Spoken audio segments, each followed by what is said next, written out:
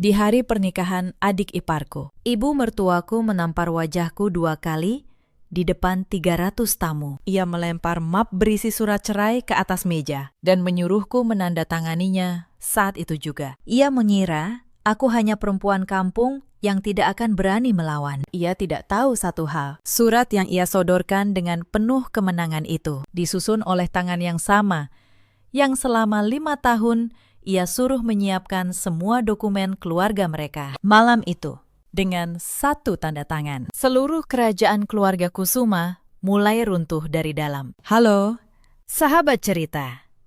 Selamat datang kembali.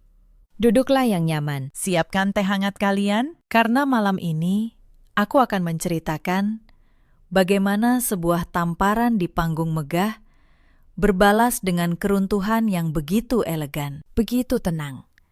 Sampai mereka tidak pernah menyangka dari mana datangnya. Kalau kalian percaya bahwa harga diri tidak bisa dibeli, tekan tombol suka dan berlangganan. Temani aku sampai akhir. Karena bagian yang paling memuaskan justru ada di menit-menit terakhir. Nama saya Alina Wardani. Usia saya 33 tahun. Selama 5 tahun terakhir, semua orang di keluarga Kusuma mengenal saya sebagai satu hal saja, menantu. Ibu rumah tangga biasa yang beruntung dinikahi putra sulung mereka. Mereka tidak pernah bertanya apa pekerjaan saya sebelum menikah. Mereka tidak peduli. Bagi mereka, seorang perempuan yang menikah masuk ke keluarga terpandang seperti Kusuma seharusnya cukup berterima kasih, lalu diam. Dan saya diam selama 5 tahun. Saya memilih diam. Bukan karena saya lemah, tetapi karena saya percaya dulu bahwa mengalah adalah cara menjaga sebuah rumah tangga. Bahwa kesabaran akan dibalas dengan penghargaan. Ibu saya pernah berkata sebelum ia meninggal, bahwa dimanapun saya hidup, saya harus selalu menjaga harga diri. Ia menaruh sepasang anting mutiara kecil di telapak tangan saya. Anting biasa, tidak mahal. Tetapi itu satu-satunya barang yang ia tinggalkan. Saya menyimpannya seperti menyimpan janji. Selama 5 tahun, saya menahan banyak hal demi satu kata. Keluarga. Saya kira kalau saya cukup baik, cukup sabar, cukup menunduk, suatu hari mereka akan menerima saya. Ternyata saya salah. Sebagian orang ketika melihatmu mengalah, justru menganggapmu tidak berdaya. Tetapi mari kita mulai dari awal. Dari bagaimana saya, seorang perempuan yang mereka pikir tidak punya apa-apa, bisa masuk ke keluarga itu. Saya menikah dengan Reza Kusuma 5 tahun lalu. Reza adalah putra sulung dari keluarga pemilik PT Graha Kusuma, sebuah perusahaan properti menengah di Jakarta. Bukan raksasa, tetapi cukup untuk membuat keluarganya merasa berada di lapisan atas masyarakat. Kami bertemu di sebuah acara. Waktu itu, Reza tampak sopan, hangat, penuh perhatian. Ia mengejar saya dengan cara yang membuat saya percaya bahwa cinta bisa menyeberangi perbedaan yang tidak saya ceritakan pada mereka. Dan yang mereka tidak pernah repot menanyakannya adalah pekerjaan saya. Saya seorang notaris. Sudah 7 tahun saat itu. Saya lulus dari fakultas hukum terbaik, menyelesaikan program kenotariatan, dan membuka kantor kecil di kawasan Tebet. Saya menangani akta jual beli, perjanjian, waris, pendirian perusahaan, pekerjaan yang menuntut ketelitian sampai ke titik dan koma. Tetapi ketika saya menikah, ibu mertua saya, Nyonya Sulastri, punya syarat. Istri putra saya tidak perlu bekerja, katanya waktu itu. Dengan senyum yang saya kira ramah, kami bukan keluarga yang istrinya berkeliaran di luar. Tugasmu mengurus Reza dan memberi kami cucu. Reza di sebelah saya hanya mengangguk. Ia tidak membela saya. Ia tidak berkata bahwa pekerjaan saya adalah bagian dari diri saya. Saya masih muda waktu itu, masih percaya pada cinta. Maka saya menutup kantor saya. Saya menyerahkan klien-klien saya kepada rekan lama, Pak Hendra, seorang notaris senior yang saya hormati seperti ayah sendiri. Kamu yakin? Alina, tanya Pak Hendra saat itu. Matanya menyipit. Izin praktik notaris tidak mudah didapat. Menutupnya begini saja, sayang sekali. Hanya sementara. Pakistan, jawab saya. Sampai keadaan tenang. Pak Hendra menatap saya lama. Lalu ia berkata sesuatu yang baru saya pahami maknanya bertahun-tahun kemudian. Simpan izinmu, tetap hidup. Nak, perpanjang terus. Orang bisa lupa siapa dirimu, tapi kamu jangan pernah lupa. Saya menuruti nasihatnya. Diam-diam setiap tahun. Saya memperpanjang izin praktek saya tanpa sepengetahuan siapapun di keluarga Kusuma. Itu satu-satunya bagian dari diri saya yang tidak saya serahkan kepada mereka. Tahun-tahun pertama pernikahan berjalan seperti kabut. Tidak buruk, tetapi tidak pernah benar-benar cerah. Kami tinggal serumah dengan Nyonya Sulastri di sebuah rumah besar di kawasan Kemang. Rumah 2 lantai dengan pilar-pilar tinggi dan taman yang selalu dijaga tukang kebun. Dari luar, rumah itu tampak seperti gambaran keluarga yang sempurna. Di dalam, ada aturan yang tidak tertulis. Nyonya Sulastri adalah matahari, dan semua orang harus berputar mengelilinginya. Saya bangun paling pagi untuk menyiapkan sarapannya. Saya harus tahu ia suka teh melati yang diseduh persis 3 menit, tidak lebih. Saya harus tahu ia tidak suka telur yang terlalu matang. Saya belajar semua kebiasaannya, seperti murid yang takut gagal ujian. Adik ipar saya, Vanya, tinggal juga di rumah itu. Ia 24 tahun waktu itu, bungsu, dan dimanjakan sejak lahir. Vanya tidak pernah menyentuh pekerjaan rumah. Kalau ia menumpahkan kopi, saya yang mengelap. Kalau ia lapar tengah malam, saya yang dibangunkan. Kak Alina, buatkan Indomie dong, katanya sambil rebahan di sofa. Matanya tidak lepas dari ponsel. Pakai telur. Jangan lupa cabenya. Saya membuatnya setiap kali. Reza melihat semua itu dan tidak berkata apa-apa. Baginya, ini normal. Ibunya adalah ibunya, adiknya adalah adiknya, dan saya istrinya. Adalah orang yang seharusnya menyesuaikan diri. Malam-malam saya sering duduk sendiri di dapur setelah semua orang tidur. Saya menatap tangan saya yang dulu terbiasa memegang pena dan meterai. Kini penuh bekas minyak dan air cucian. Tetapi saya tidak mengeluh. Saya masih percaya waktu itu bahwa ini adalah harga yang harus dibayar demi sebuah keluarga. Yang saya tidak tahu, keluarga itu tidak pernah menganggap saya bagian dari mereka. Titik retak pertama datang ketika saya hamil. Saya ingat betapa bahagianya saya. Untuk pertama kalinya, saya merasa punya alasan untuk semua pengorbanan itu. Saya membayangkan Nyonya Sulastri akhirnya melunak, memperlakukan saya seperti anak sendiri. Ternyata kehamilan justru membuka wajah asli mereka. Sejak awal, Nyonya Sulastri sudah memutuskan bahwa cucu pertamanya harus laki-laki. Ia bicara soal itu seolah jenis kelamin bayi adalah sesuatu yang bisa saya pesan. Keluarga Kusuma butuh pewaris, katanya. Menepuk perut saya yang mulai membesar. Kamu harus kasih kami anak laki-laki. Alina, jangan mengecewakan kami. Saya hanya tersenyum. Apa yang bisa saya jawab? Ketika hasil USG menunjukkan bahwa saya mengandung anak perempuan, suasana di rumah berubah dingin dalam semalam. Nyonya Sulastri berhenti bertanya kabar kehamilan saya. Ia tidak lagi menyeru Bu Asih, pembantu kami, memasakkan makanan bergizi untuk saya. Kalau saya lewat, ia menatap perut saya dengan tatapan yang membuat saya merasa seperti membawa sebuah kesalahan. Perempuan. Saya dengar ia berkata pada temannya di telepon suatu sore. Sudah kuduga.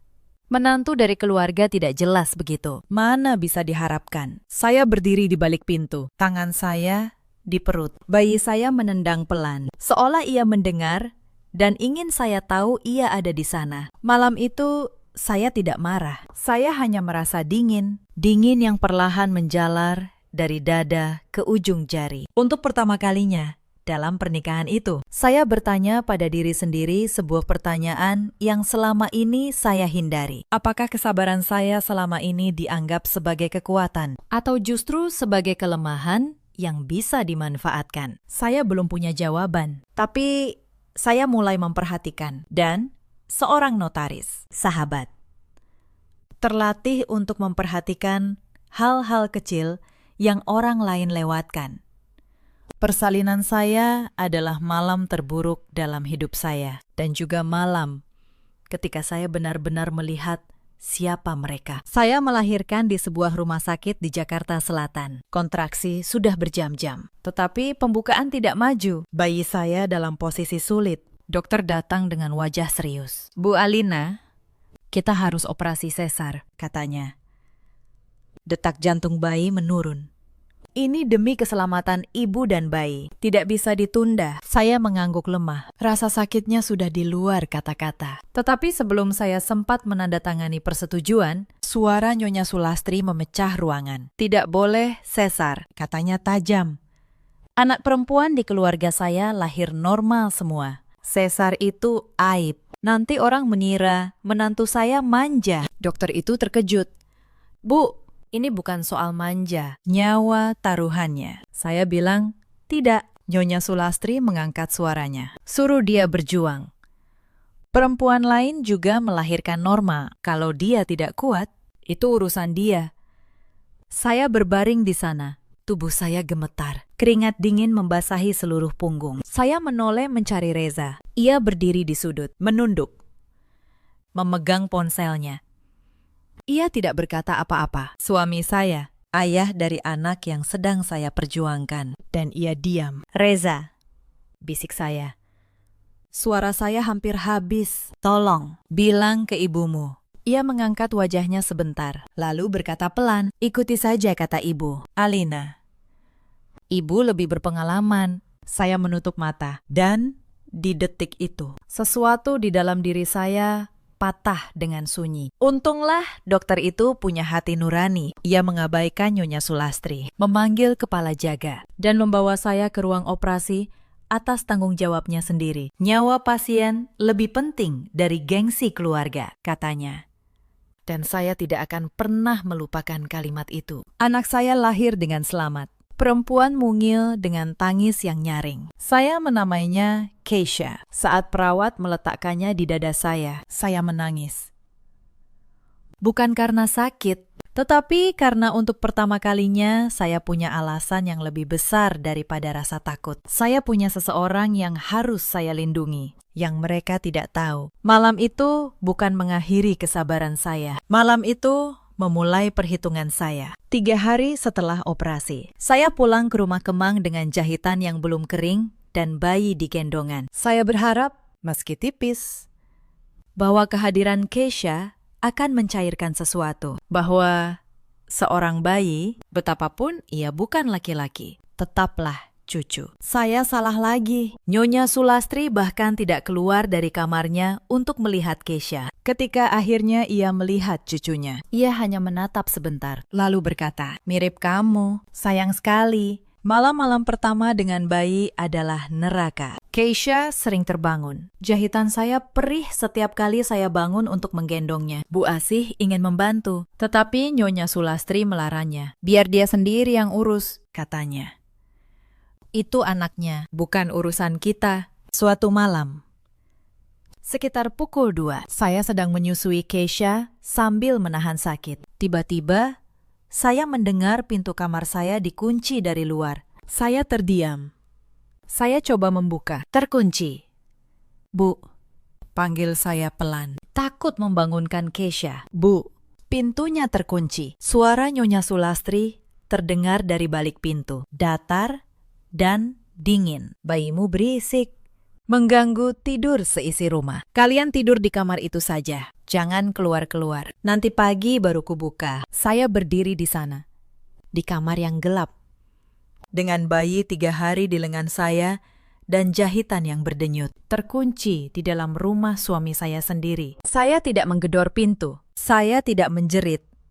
Saya hanya duduk kembali di tepi tempat tidur, memeluk Keisha, dan menatap gagang pintu yang tidak bisa saya putar. Di luar sana, di kamar sebelah, saya bisa mendengar suara televisi Vania menyala. Tidak ada yang datang menolong. Reza, kalau ia mendengar, memilih tidak peduli. Malam itu, saya membuat sebuah keputusan yang tenang. Saya tidak lagi akan memohon untuk dicintai. Saya akan bertahan. Tetapi saya akan membuka mata saya lebar-lebar. Dan saya akan mulai mencatat. Karena seorang notaris tahu, sahabat, bahwa hidup pun perlu bukti hitam di atas putih. Sejak malam itu, kedudukan saya di rumah itu berubah menjadi sesuatu yang lebih rendah dari sekedar menantu. Saya menjadi pelayan tanpa dibayar. Nyonya Sulastri memberhentikan Bu Asih beberapa bulan kemudian dengan alasan menghemat. Padahal semua orang tahu. Alasan sebenarnya adalah agar ada yang mengerjakan semua pekerjaan rumah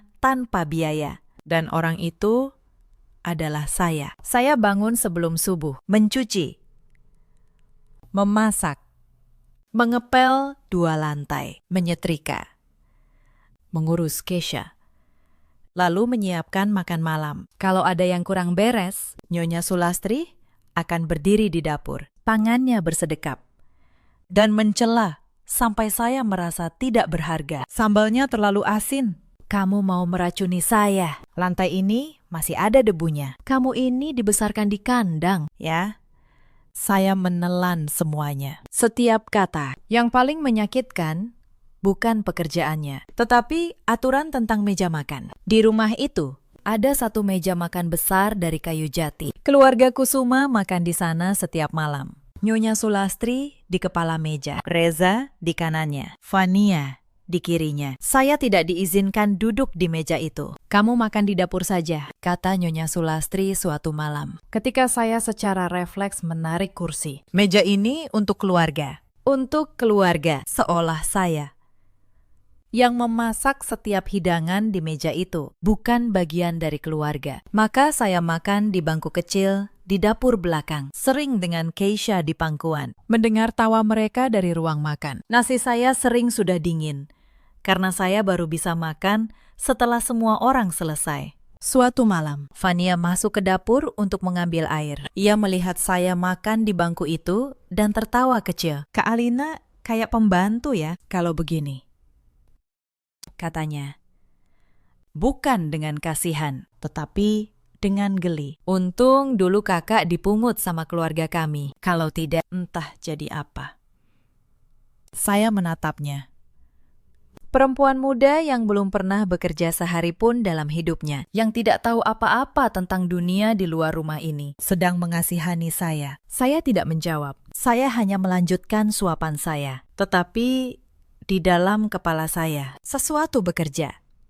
Sesuatu yang tenang, teliti, dan sabar. Sifat yang membuat saya dulu menjadi notaris yang baik. Mereka mengira mereka sedang menginjak seekor cacing. Mereka tidak tahu di dalam diam saya. Saya sedang membaca setiap dokumen yang lewat di rumah itu. Ada satu hal lagi yang membuat saya paham betul di mana posisi saya di rumah itu. Uang.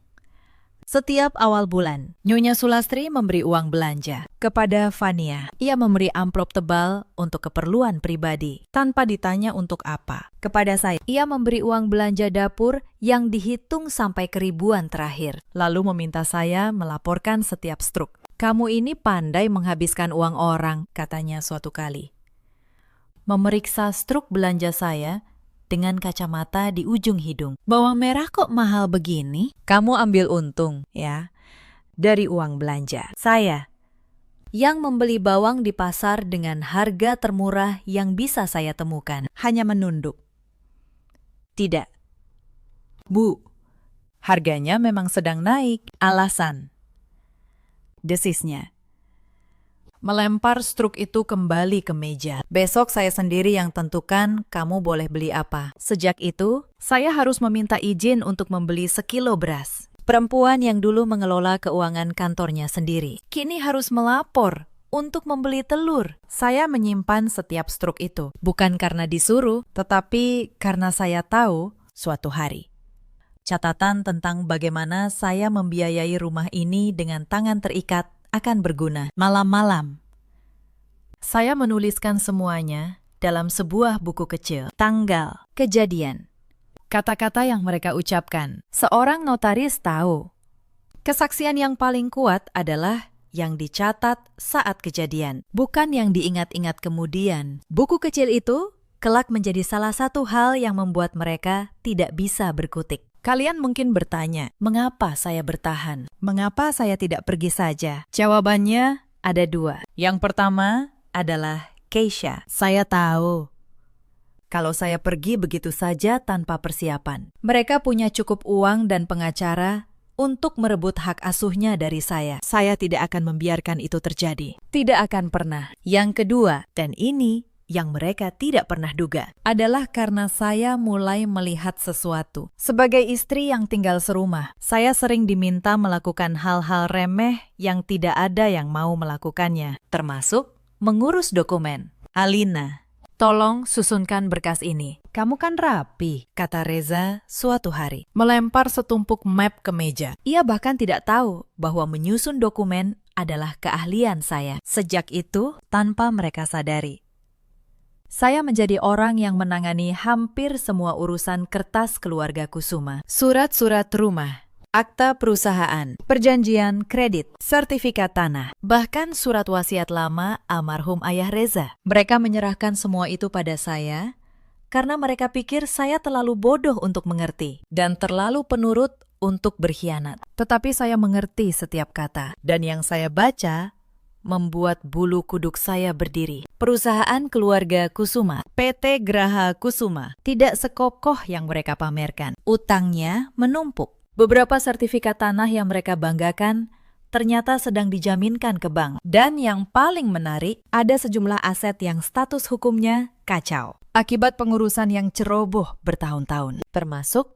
rumah kemang itu sendiri. Saya menyimpan semua ini di dalam kepala saya. Diam-diam, di malam hari, ketika semua orang tidur, saya mulai membuat salinan, foto, catatan. Saya menyimpannya di sebuah akun cloud pribadi yang tidak ada seorang pun tahu. Bukan untuk membalas dendam. Waktu itu, saya bahkan belum berpikir sejauh itu. Saya hanya melakukan apa yang naluri notaris saya perintahkan. Kumpulkan bukti. Simpan yang asli. Jangan pernah percaya pada kata-kata lisan. Nasihat Pak Hendra bergema di kepala saya. Simpan izinmu tetap hidup. Nak, kamu jangan pernah lupa siapa dirimu. Saya tidak lupa. Saya hanya menunggu. Yang mempercepat semuanya adalah apartemen itu. Sebelum menikah, dengan tabungan saya sendiri, dari bertahun-tahun bekerja sebagai notaris, saya sempat membeli sebuah apartemen kecil di kawasan Tebet. Uang muka saya bayar penuh, sisanya dicicil. Setelah menikah, Reza bilang kami butuh dana. Ia membujuk saya untuk mengatasnamakan apartemen itu atas nama bersama, lalu perlahan atas namanya, katanya, supaya lebih mudah diurus. Saya, yang waktu itu masih percaya padanya, menurut.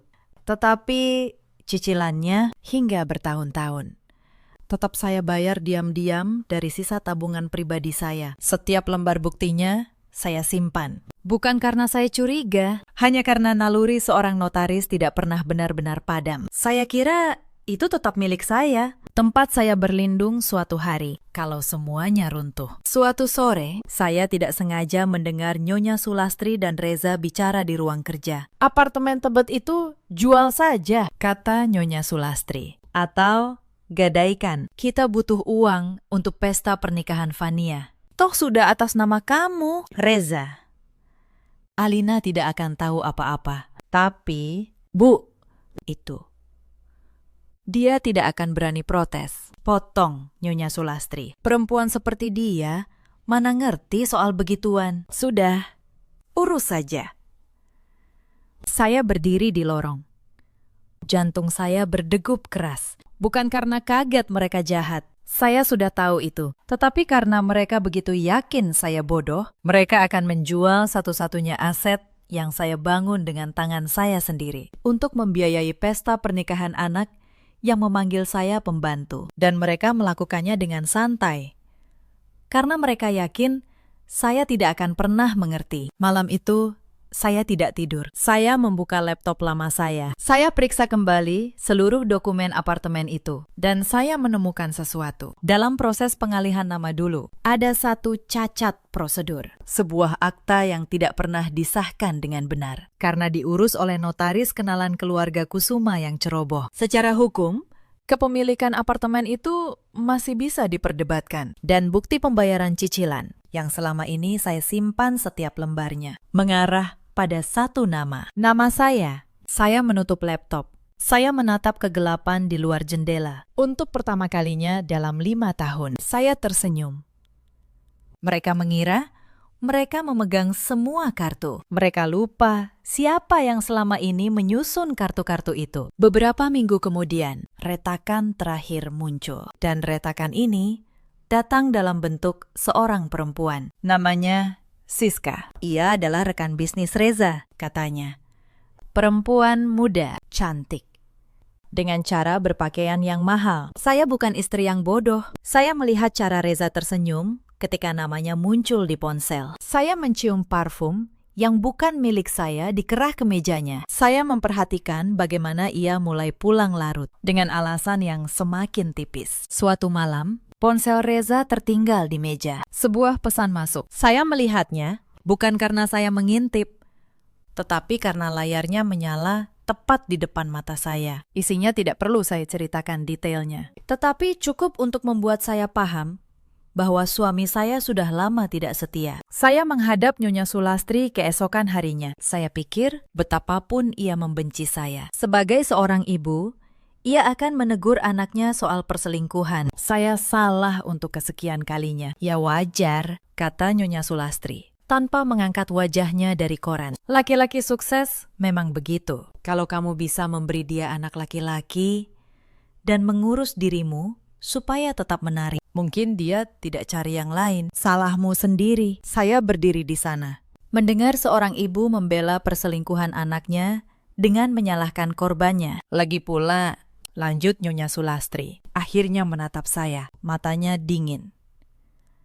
Kalau kamu tidak betah, pintu terbuka lebar. Tapi ingat, Kisha tinggal. Dia cucu Kusuma. Kamu boleh pergi. Anak itu tidak. Disitulah saya paham. Ini bukan sekedar keluarga yang tidak menyukai saya. Ini adalah rencana. Mereka ingin saya pergi, tetapi meninggalkan Keisha. Mereka ingin membuang saya tanpa memberi saya apa-apa. Saya mengangguk pelan. Saya mengerti, Bu, kata saya. Dan saya benar-benar mengerti. Lebih dari yang mereka bayangkan. Malam itu, saya menelpon satu orang. Pak Hendra, Pakistan, kata saya. Suara saya tenang untuk pertama kalinya dalam waktu yang lama. Izin praktik, saya masih aktif, kan? Di ujung telepon, Pak Hendra terdiam sejenak. Lalu saya bisa mendengar senyum dalam suaranya. Selalu. Nak, sudah kubilang, jangan pernah lupa siapa dirimu. Kamu sudah siap. Saya sudah siap. Pakistan. Rencana untuk menyingkirkan saya, mereka susun dengan rapi. Mereka pikir, sekitar sebulan sebelum pernikahan Fania, Nyonya Sulastri memanggil saya ke ruang tamu. Reza ada di sana, dan seorang pria berjas yang diperkenalkan sebagai pengacara keluarga. Alina, kata Nyonya Sulastri, dengan nada yang ia buat semanis mungkin. Kami sudah bicara. Sepertinya pernikahan ini tidak cocok. Lebih baik kita selesaikan baik-baik. Pengacara itu menyodorkan setumpuk dokumen. Ini surat perjanjian perceraian dan pemisahan harta, katanya. Isinya sederhana. Perceraian atas dasar kesepakatan bersama. Hak asuh anak jatuh ke pihak ayah. Dan Ibu Alina melepaskan seluruh tuntutan atas harta Gonogini, termasuk apartemen Tebet. Saya membaca dokumen itu perlahan, halaman demi halaman. Wajah saya tidak menunjukkan apa-apa. Di dalam hati, saya hampir tertawa. Dokumen ini disusun dengan buruk, penuh celah. Pengacara yang membuatnya jelas tidak seteliti seorang notaris. Ada klausul yang bertentangan. Ada rujukan aset yang keliru. Ada bagian tentang apartemen Tebet yang justru membuka pintu bagi saya, bukan menutupnya. Kalau seseorang tahu hukum. Mereka menyodorkan pisau kepada saya dengan pegangannya menghadap ke tangan saya. Dan mereka pikir pilahnya menghadap saya. Bagaimana? Tanya Nyonya Sulastri. Tidak sabar. Tanda tangan sekarang. Saya menaruh dokumen itu di meja. Saya menghela napas, membuat wajah saya tampak goyah, tampak kalah. Peran yang sudah saya kuasai selama 5 tahun. Bu, kata saya pelan. Ini keputusan besar. Saya butuh waktu untuk membacanya baik-baik. Beri saya beberapa hari. Malah, kalau boleh, Biar saya sendiri yang merapikan susunan surat ini, supaya tidak ada masalah di kemudian hari. Saya kan biasa mengurus dokumen keluarga. Nyonya Sulastri dan Reza saling pandang. Mereka tersenyum. Bagi mereka, ini adalah tanda bahwa saya sudah menyerah. Bahwa saya, si penurut, bahkan bersedia merapikan surat perceraian saya sendiri. Bagus, kata Nyonya Sulastri. Puas. Rapikan yang benar. Lalu kita tanda tangani di acara pernikahan Fania. Biar sekalian tuntas semua di hari itu. Kamu keluar dari keluarga ini dengan cara terhormat. Di hari pernikahan Fania, di depan semua tamu, mereka ingin mempermalukan saya di panggung, menyingkirkan saya di hadapan seluruh relasi keluarga. Sebagai pertunjukan kemenangan, saya menundukkan kepala. Baik, Bu. Mereka tidak tahu. Mereka baru saja menyerahkan senjata paling tajam ke tangan saya. Dan mereka bahkan memilihkan panggung dan penontonnya sendiri. Malam itu, saya dan Pak Hendra bekerja sampai subuh. Hari pernikahan Fania tiba. Acaranya digelar di ballroom sebuah hotel mewah di jantung Jakarta. 300 tamu, lampu kristal, bunga yang didatangkan khusus. Keluarga Kusuma memamerkan seluruh kejayaan mereka, atau setidaknya kejayaan yang tersisa yang masih bisa mereka pamerkan. Saya datang mengenakan gaun sederhana berwarna abu-abu. Rambut saya ditata rapi. Di telinga saya, sepasang anting mutiara kecil peninggalan ibu saya. Kisha, saya titipkan pada seseorang yang saya percaya sepenuhnya. Jauh dari hotel itu. Saya tidak ingin ia berada di dekat apa yang akan terjadi. Di dalam tas saya ada sebuah map dan di ponsel saya ada semua yang saya butuhkan. Sepanjang acara, keluarga Kusuma memperlakukan saya seperti hantu. Mereka tersenyum pada tamu, berfoto, tertawa. Saya berdiri di sudut, diabaikan. Seperti biasa. Sampai tiba saat yang mereka rencanakan, di tengah acara. Ketika para tamu sedang menikmati hidangan dan suasana sedang hangat, Nyonya Sulastri berjalan mendekati saya. Reza mengikuti di belakangnya, membawa map dokumen. Beberapa kerabat dekat memperhatikan, seolah mereka tahu sesuatu akan terjadi. Alina, kata Nyonya Sulastri. Suaranya cukup keras untuk didengar meja-meja terdekat. Sudah waktunya, tanda tangani suratnya. Sekarang. Saya menatapnya tenang. Bu, apa harus di sini? Ini hari bahagia, Fania. Kalimat itu memancing kemarahannya. Persis seperti dugaan saya. Jangan sok mengatur, desisnya. Lalu, tanpa peringatan, tangannya yang penuh cincin melayang ke wajah saya. Tamparan pertama. Kepala saya terpelanting ke samping. Telinga saya berdenging. Anting mutiara di telinga kiri saya terlepas. Jatuh. Menggelinding ke bawah meja. Ruangan di sekitar kami mendadak hening. Sebagian tamu menoleh. Kamu pikir kamu siapa? Suara Nyonya Sulastri naik, penuh kebencian yang sudah ia pendam 5 tahun. Perempuan kampung tidak tahu diri. 5 tahun kamu numpang hidup di rumah saya, makan dari keluarga saya, dan memberi cucu laki-laki pun kamu tidak becus. Sekarang saya beri kamu jalan keluar terhormat. Dan kamu masih berlagak. Tamparan kedua menyusul. Lebih keras. Kukunya menggores pipi saya. Saya tidak menangis. Saya tidak menghindar. Saya tidak menutupi wajah saya. Saya membungkuk. Dengan tenang. Memungut anting mutiara ibu saya yang kini retak di bawah meja. Saya menggenggamnya di telapak tangan saya. 3 tahun lalu, saya mungkin akan menunduk dan meminta maaf tanpa tahu apa salah saya. Setahun lalu, saya mungkin akan lari ke toilet, mengunci diri, dan menangis. Tetapi hari ini, saya berbeda. Saya menegakkan punggung. Saya menatap mata Nyonya Sulastri. Dan untuk pertama kalinya, dalam 5 tahun, saya tidak menunduk. Ibu yakin, kata saya. Suara saya tenang dan jernih, terdengar sampai ke meja-meja yang kini semuanya diam. Ingin menyelesaikan ini di sini, di depan semua orang. Ia tertawa, melengking. Kenapa tidak? Biar semua orang lihat, menantu durhaka macam apa yang saya tampung selama ini. Tanda tangan, Alina. Sekarang. Reza melempar map dokumen ke meja di depan saya. Kertas-kertas berhamburan. Di halaman paling atas tertulis besar, surat perjanjian perceraian. Saya menatap dokumen itu. Dokumen yang saya sendiri rapikan. Lalu, saya menatap mereka. Baik, kata saya. Saya akan tanda tangan. Dan saya mengeluarkan pena dari tas saya. Pena saya sendiri. Saya mengambil dokumen itu. Saya membalik ke halaman terakhir dengan tenang. Semua mata di ballroom kini tertuju pada saya. Tetapi sebelum pena saya menyentuh kertas, saya berhenti. Saya mengangkat wajah. Sebelum saya tanda tangan, kata saya. Cukup keras agar seluruh ruangan mendengar. Izinkan saya memastikan satu hal, karena setelah ini tidak ada yang bisa diubah. Dan saya secara profesional tidak suka menandatangani dokumen yang cacat hukum. Nyonya Sulastri mengernyit. Apa maksudmu? Saya menaruh dokumen itu kembali di meja. Saya berdiri tegak. Nama saya Alina Wardani, kata saya. Suara saya menggema di keheningan. Dan sebelum saya menikahi putra ibu, saya adalah seorang notaris. Saya masih notaris sampai detik ini. Izin praktik saya tidak pernah saya cabut selama 5 tahun. Wajah Nyonya Sulastri berubah. Senyum meremehkannya membeku. Selama 5 tahun. Lanjut saya.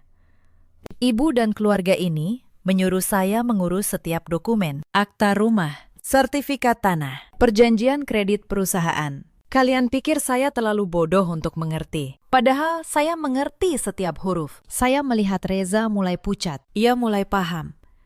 Surat perceraian yang kalian suruh saya rapikan ini, saya mengangkat dokumen itu. Memang sudah saya rapikan. Sangat rapi. Rapi sekali.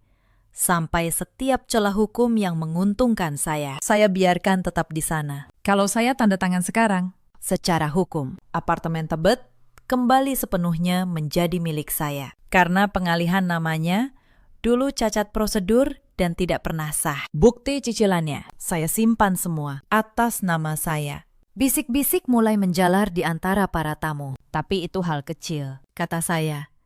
Saya menoleh ke arah Bapak Kusuma, ayah Reza, yang duduk terpaku di meja utama. Yang lebih besar adalah ini, PT Graha Kusuma, rumah kemang yang ibu banggakan. Sebagian besar aset yang keluarga ini pamerkan malam ini. Status hukumnya kacau. Beberapa dijaminkan ke bank tanpa prosedur benar. Beberapa sertifikatnya bermasalah karena diurus asal-asalan bertahun-tahun. Saya punya salinan semuanya. Wajah Bapak Kusuma memutih. Ia tahu itu benar. Ia tahu betul. Nyonya Sulastri terhuyung. Kamu mengancam kami. Tidak. Bu, jawab saya tenang. Saya tidak mengancam. Saya notaris. Saya hanya menyebutkan fakta. Dan fakta tidak butuh diancamkan. Ia hanya perlu dibuka.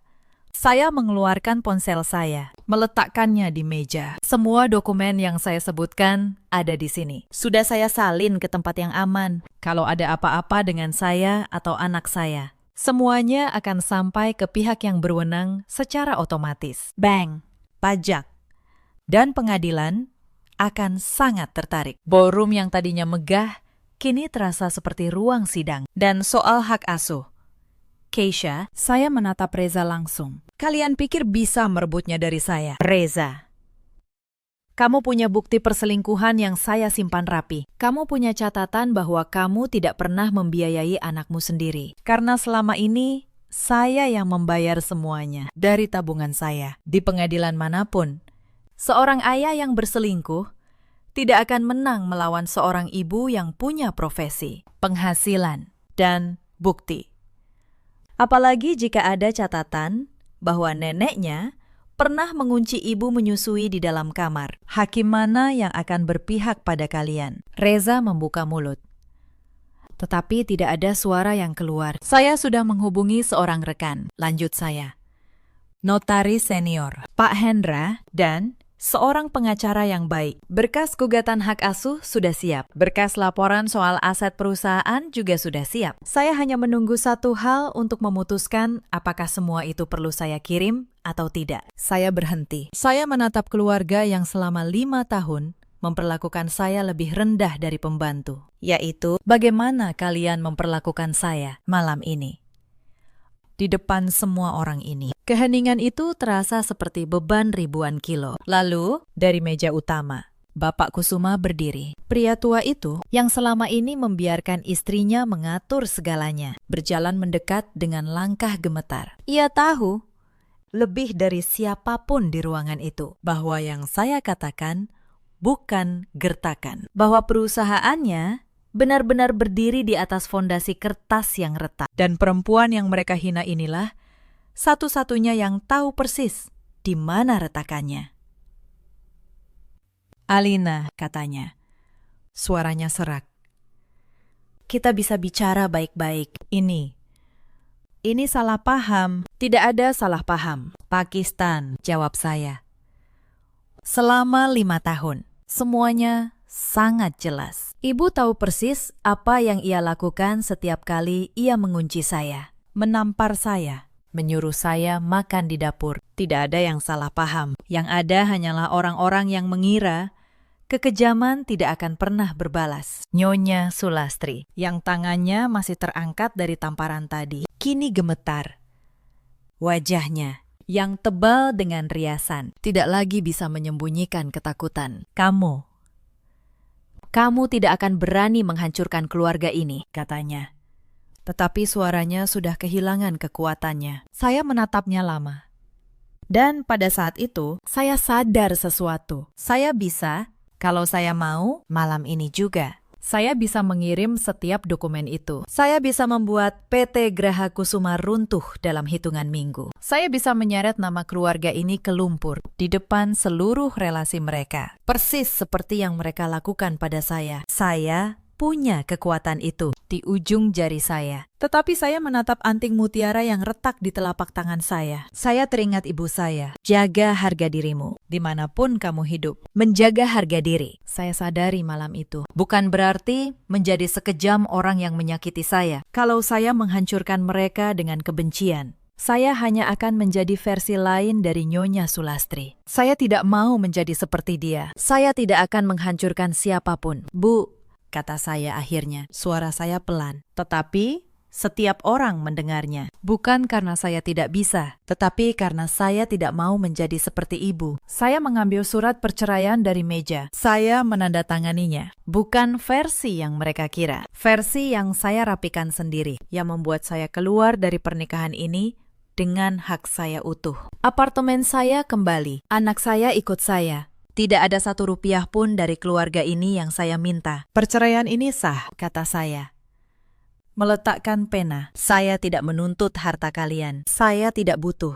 Saya keluar dari sini membawa yang memang milik saya. Anak saya, harga diri saya, dan pekerjaan saya yang tidak pernah benar-benar saya tinggalkan. Saya menoleh ke Bapak Kusuma. Soal perusahaan Bapak, itu urusan Bapak dengan hukum, bukan dengan saya. Saya tidak akan melaporkan apapun selama tidak ada yang mengganggu saya dan Keisha. Rapikan urusan kalian sendiri. Saya sudah cukup lama merapikan untuk kalian tanpa dibayar. Beberapa tamu yang selama ini mengenal keluarga Kusuma sebagai keluarga terhormat, kini menatap Nyonya Sulastri dengan pandangan yang berbeda. Ada yang menggeleng, ada yang berbisik. Kejayaan yang mereka pamerkan malam itu retak, bukan oleh gugatan atau skandal, tetapi oleh kebenaran yang diucapkan dengan tenang oleh perempuan yang mereka kira tidak berdaya. Saya berbalik untuk pergi. Alina, tunggu. Suara Reza. Ia mengejar saya. Wajahnya panik. Kita bisa perbaiki ini. Keisha butuh ayah. Kamu tidak bisa membesarkannya sendiri. Saya berhenti. Saya menatapnya.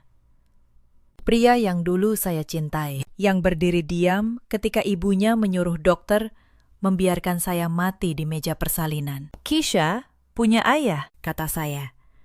Yang ia tidak punya adalah ayah yang membelanya. Selama 5 tahun, kamu tidak pernah sekalipun berdiri di antara saya dan ibumu. Tidak ketika saya dikunci, tidak ketika saya ditampar, tidak ketika saya hampir mati melahirkan anakmu. Sekarang kamu takut membesarkan Keisha sendirian. Saya sudah membesarkannya sendirian sejak hari ia lahir. Reza terdiam.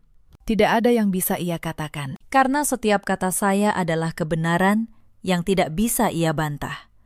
Saya berjalan keluar dari ballroom itu dengan punggung tegak, anting mutiara yang retak di genggaman saya. Di belakang saya meninggalkan keluarga yang megah di luar, tapi keropos di dalam. Keluarga yang selama 5 tahun mengira harga diri seseorang bisa mereka injak-injak tanpa balasan. Mereka mengira saya tidak punya apa-apa, padahal saya selalu punya satu hal yang tidak pernah bisa mereka ambil, diri saya sendiri. Setahun berlalu sejak malam itu. Saya membuka kembali kantor notaris saya di Tebet. Pak Hendra membantu saya di bulan-bulan pertama, memperkenalkan saya lagi pada klien-klien lama. Ternyata banyak dari mereka masih mengingat saya, masih mempercayai saya. Apartemen Tebet kembali menjadi milik saya sepenuhnya. Melalui proses hukum yang bersih, saya dan Keisha tinggal di sana. Kamar Keisha saya cat warna kuning muda, warna kesukaannya. Setiap pagi ia bangun dan berlari ke ruang tamu dan rumah kecil kami.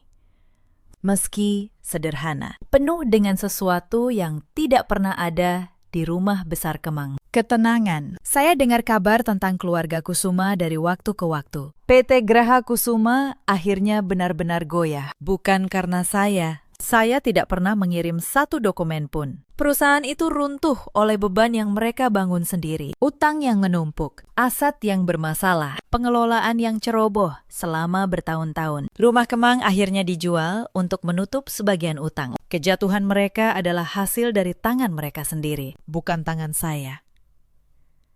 Nyonya Sulastri, saya dengar, kini tinggal di rumah yang jauh lebih kecil dan jarang lagi terlihat di acara-acara yang dulu ia banggakan. Reza menikahi Siska, perempuan yang dulu ia selingkuhi. Kabarnya, pernikahan itu tidak bahagia. Tetapi itu bukan urusan saya lagi. Saya tidak merasa menang.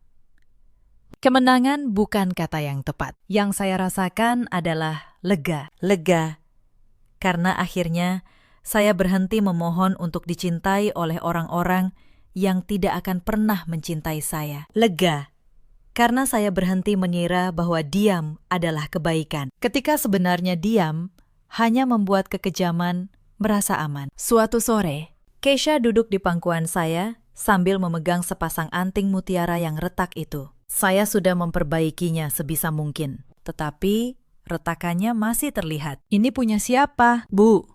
Tanyanya. Punya nenek buyutmu, jawab saya. Nenek memberikannya pada ibu, supaya ibu selalu ingat sesuatu. Ingat apa?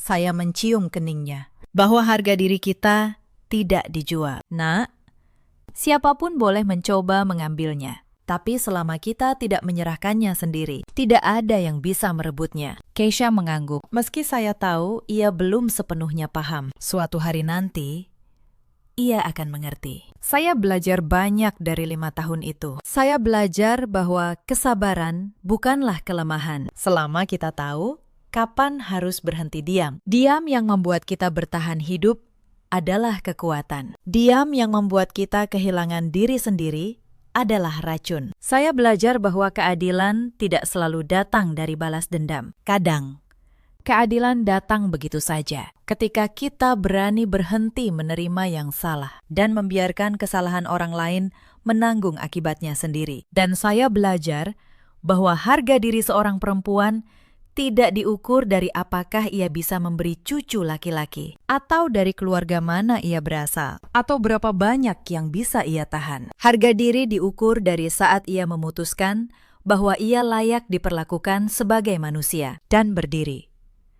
Meski sendirian. Di luar sana, ada banyak perempuan yang sedang berada di posisi saya dulu, yang mengira bahwa kalau mereka cukup baik, cukup sabar, cukup menunduk, suatu hari mereka akan dihargai, yang membiarkan diri mereka diinjak demi sebuah kata bernama keluarga. Kalau kalian salah satunya, saya ingin kalian tahu sesuatu. Keluarga sejati tidak dibangun dari darah atau kewajiban. Keluarga sejati dibangun dari rasa saling menghargai. Kalau sebuah rumah hanya bisa berdiri dengan menginjak-injak salah satu anggotanya, maka itu bukan rumah. Itu penjara dengan atap, dan kalian punya hak untuk keluar dengan kepala tegak, tanpa meminta izin pada siapapun. Saya dulu mengira mengalah adalah cara menjaga nama baik. Sekarang saya tahu, menjaga diri sendiri adalah nama baik yang sesungguhnya. Anting mutiara ibu saya retak malam itu, tetapi mutiara di dalamnya tetap mutiara. Retakan tidak mengubah nilainya. Begitu juga dengan kita. Terima kasih. Sahabat cerita sudah menemani saya sampai akhir. Kalau kisah ini menyentuh sesuatu di dalam hati kalian, ceritakan pengalaman kalian di kolom komentar. Mungkin cerita kalian akan menjadi kekuatan bagi seseorang lain yang sedang diam di sudut dapurnya malam ini. Sambil menahan air mata. Sampai jumpa di kisah berikutnya. Jaga diri kalian dan jaga harga diri kalian. 40 hari setelah pemakaman suami saya, ibu mertua duduk di ruang tamu rumah saya, menyodorkan setumpuk surat dan berkata dengan suara yang dibuat selembut mungkin, "Nak, tanda tangani ini demi nama baik keluarga." Surat itu menyatakan bahwa pabrik saya bangkrut, bahwa saya berutang 3 miliar pada keluarga almarhum suami, bahwa saya dengan sukarela menyerahkan seluruh aset saya kepada mereka. Adik ipar saya, Wulan, berdiri di belakangnya sambil tersenyum. Senyum yang sama yang ia pakai di pemakaman ketika ia memeluk saya dan berbisik, "Kakak yang tabah ya."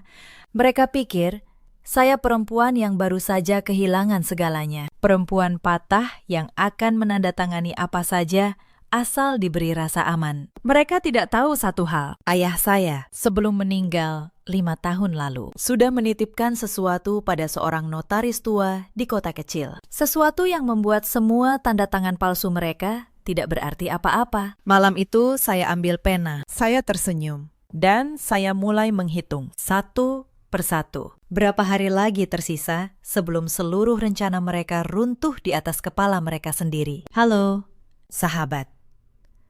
Selamat datang kembali di kanal ini. Di sini kita tidak sekedar mendengar cerita sedih. Kita akan menyaksikan bersama bagaimana seorang perempuan yang dikira sudah tak berdaya justru membalikan seluruh papan catur dengan cara yang paling tenang dan paling telak. Kalau kalian suka kisah tentang martabat yang tidak bisa dibeli, tekan suka dan berlangganan supaya tidak ketinggalan babak demi babak yang akan membuat kalian menahan napas. Duduklah yang nyaman. Cerita ini panjang, tapi setiap menitnya akan membayar kesabaran kalian. Nama saya Anindya, 38 tahun. Saya seorang akuntan, dan sejak 10 tahun lalu, saya memiliki serta memimpin sendiri sebuah pabrik konveksi di kawasan industri Cimahi. Sudah 7 tahun saya menikah dengan Reza, sebelum sebuah kecelakaan di jalan tol merenggutnya dari saya dalam satu malam. Saya bukan perempuan yang mudah dijatuhkan, tapi selama beberapa minggu setelah kepergian Reza, saya memilih diam. Saya kira dalam duka, keluarga akan saling menopang. Saya keliru. Pabrik itu bukan warisan Reza, bukan pula pemberian mertua. Pabrik itu saya bangun dari satu ruko sewaan, 2 mesin jahit bekas, dan tabungan hasil kerja saya sebagai akuntan di sebuah firma selama bertahun-tahun. Reza masuk belakangan, sebagai suami yang saya cintai, bukan sebagai pemilik. Semua orang di keluarga itu tahu. Tapi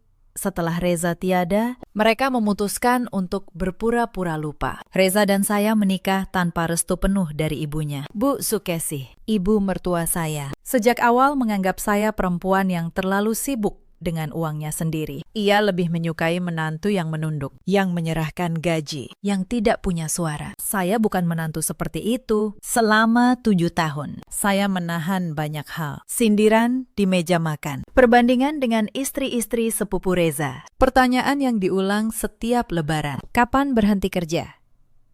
Fokus mengurus suami. Saya menahan semuanya karena saya mencintai Reza, dan Reza berdiri di antara saya dan ibunya seperti sebuah tanggul. Lalu tanggul itu runtuh dan air bah yang selama ini ia tahan tumpah ke arah saya sekaligus. Adik ipar saya, Wulan, 32 tahun, adalah anak bungsu kesayangan Bu Sukesi. Ia cantik, pandai bicara, dan selalu kekurangan uang. Suaminya seorang pengangguran yang berpindah dari satu usaha gagal ke usaha gagal lainnya. Selama ini, diam-diam.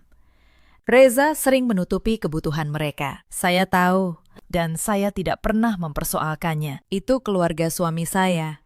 Yang saya tidak tahu adalah sejak Reza meninggal, Wulan sudah menghitung. Ia menghitung berapa nilai pabrik saya. Ia menghitung berapa yang bisa ia dapat. Dan ia menghitung bahwa satu-satunya penghalang antara dia dan uang itu adalah seorang janda yang sedang berduka. 3 hari setelah pemakaman, Bu Sukesi dan Wulan pindah masuk ke rumah saya dengan alasan yang terdengar begitu mulia. Kamu tidak boleh sendirian di masa seperti ini, Nak, kata Bu Sukesi sambil meletakkan kopernya di kamar tamu tanpa menunggu jawaban saya. Kami akan menjagamu. Mereka tidak datang untuk menjaga saya. Mereka datang untuk mengawasi saya. Tapi malam itu, saya belum tahu. Malam itu saya masih mengira saya sedang dikelilingi keluarga. Hari-hari pertama, mereka bersikap manis. Wulan memasak.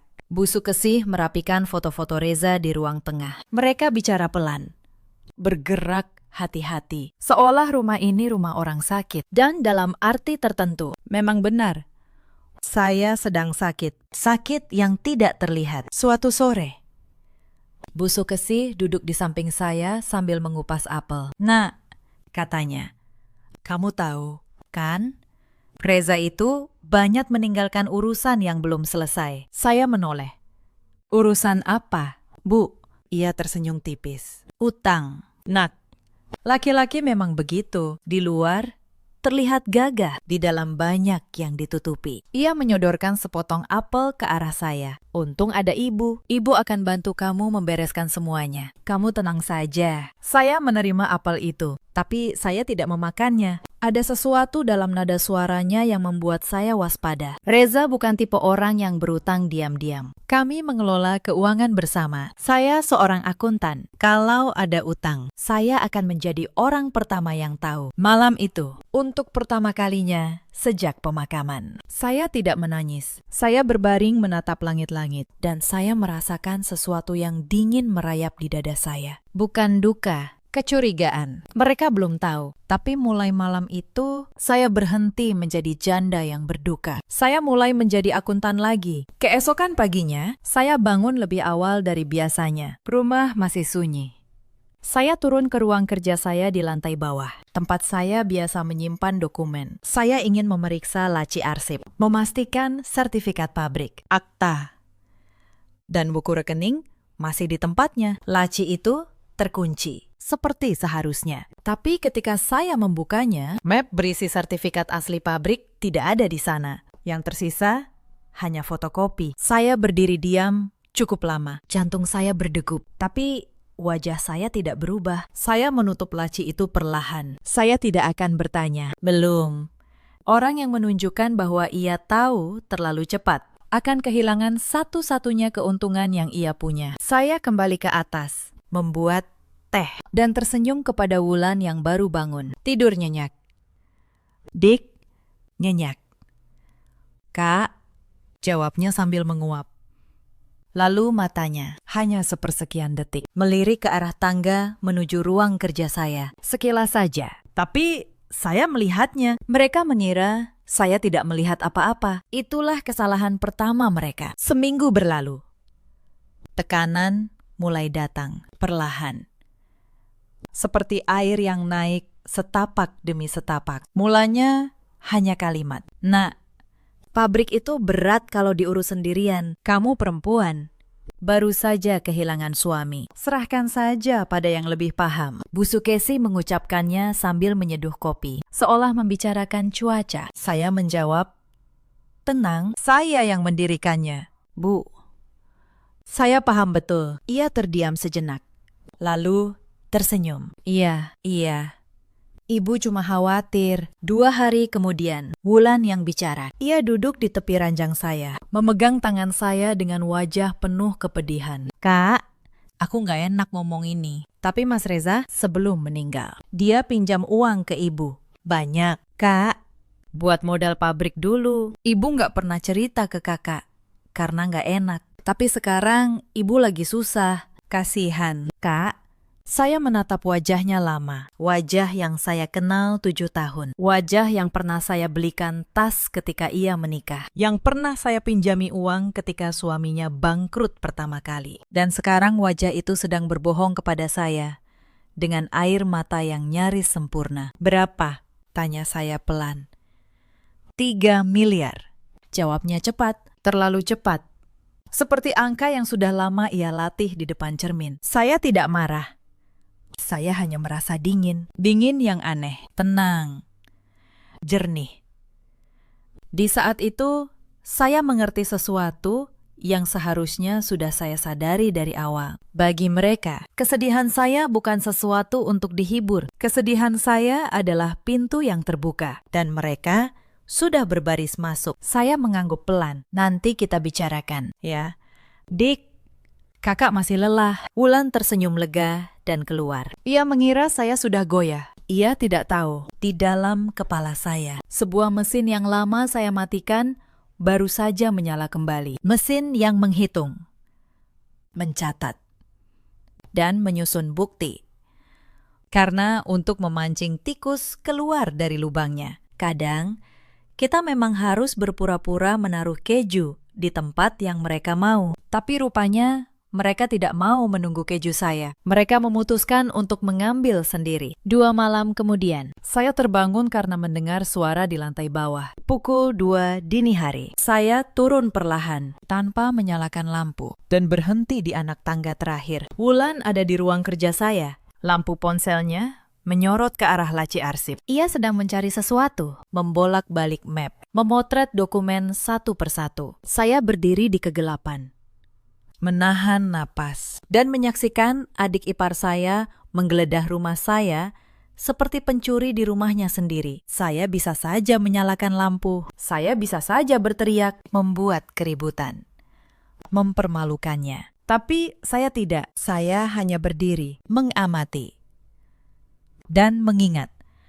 Karena seorang pencuri yang tahu ia terpergok akan berhenti mencuri. Seorang pencuri yang mengira ia aman akan terus melakukannya sampai ia tertangkap dengan tangan penuh. Saya naik kembali ke kamar tanpa suara. Keesokan paginya, saya memeriksa.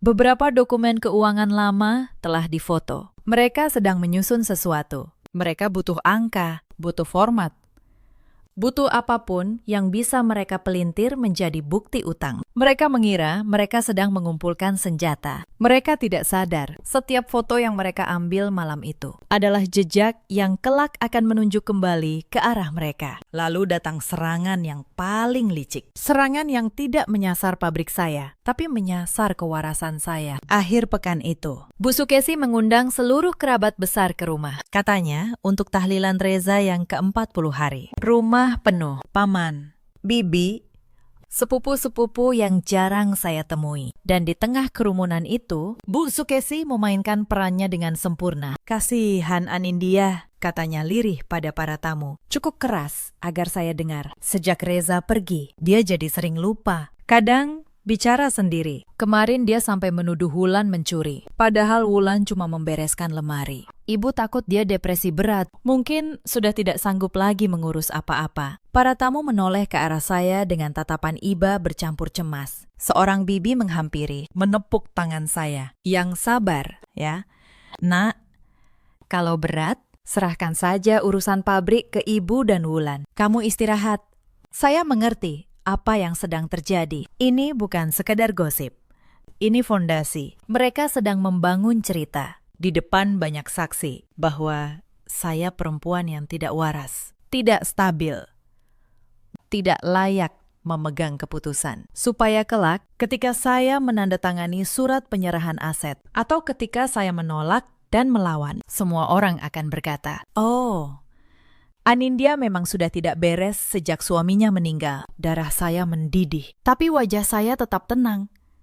Saya tahu kalau saya meledak di depan semua orang sekarang, kalau saya berteriak membela diri, saya justru akan membuktikan cerita mereka. Perempuan yang berteriak, "Saya tidak gila," di tengah keramaian, akan selalu terlihat seperti perempuan yang gila. Jadi saya melakukan hal yang paling sulit. Saya tersenyum. Saya berkata pelan pada bibi itu, "Terima kasih, Bu.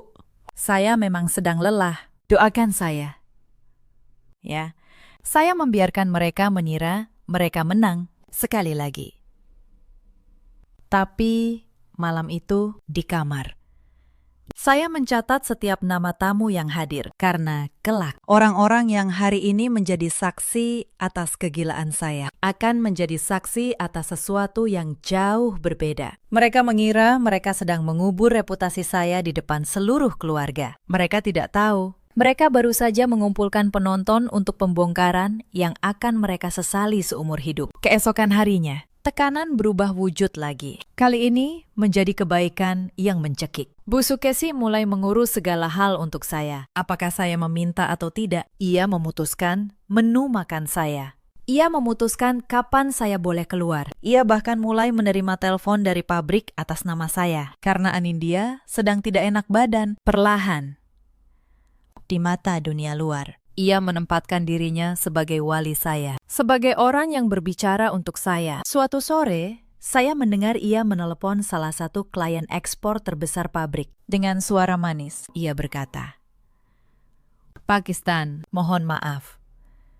Untuk sementara, semua keputusan bisnis silakan dikoordinasikan dengan keluarga dulu, ya. Nyonya Anindya sedang berduka, belum bisa mengambil keputusan. Ia sedang memutus saya dari nadi bisnis saya sendiri, satu urat demi satu urat. Saya menutup telepon ekstensi diam-diam, dan saya tahu saya tidak punya banyak waktu lagi. Setiap hari saya diam adalah satu hari lagi mereka menanam akar. Kalau saya menunggu terlalu lama, ketika saya akhirnya melawan, saya sudah tidak punya apa-apa untuk dipertahankan. Saya harus keluar dari rumah ini. Saya harus menemui orang yang ayah saya titipkan, dan saya harus melakukannya sebelum mereka benar-benar menutup pintu terakhir. Malam itu saya tidak tidur. Saya duduk di meja kerja, menyalakan lampu kecil, dan mulai menulis. Bukan surat, sebuah daftar. Setiap kalimat aneh yang pernah mereka ucapkan. Setiap tanggal, setiap kejanggalan. Sertifikat yang hilang, utang 3 miliar yang tidak pernah ada catatannya di buku manapun. Saya seorang akuntan, angka yang tidak punya jejak. Bagi saya, adalah angka yang berbohong. Lalu, saya teringat sesuatu yang bertahun-tahun saya lupakan, karena saya kira saya tidak akan pernah membutuhkannya. 5 tahun lalu, ketika ayah saya sakit keras di kampung, beliau memanggil saya. Ayah saya bukan orang kaya. Ia hanya seorang guru yang pensiun, hidup sederhana di sebuah kota kecil di Jawa Tengah. Tapi ia orang yang teliti, dan ia mengenal watak manusia lebih dalam daripada saya waktu itu. Di ranjang sakitnya, ia menggenggam tangan saya dan berkata, "Nduk, ayah tidak punya banyak, tapi ayah sudah menyiapkan sesuatu untukmu. Simpan baik-baik nama Pak Notaris Hendra. Kalau suatu hari kamu terjepit, kalau suatu hari ada orang yang mencoba mengambil apa yang jadi hakmu, temui dia. Ayah sudah menitipkan pelindung untukmu di sana." Saya waktu itu menangis dan tidak terlalu menyimak. Saya kira ayah hanya bicara seperti orang tua yang takut meninggalkan anaknya. Saya tidak tahu apa yang ia titipkan. Saya bahkan hampir lupa nama itu. Tapi malam itu, di tengah rumah yang dipenuhi orang-orang yang ingin menelan saya hidup-hidup, nama itu kembali. Pak Hendra, notaris tua di kota kecil. Besok, pikir saya. Besok saya akan mencari cara keluar dari rumah ini. Mereka mengira saya terkurung. Mereka tidak tahu.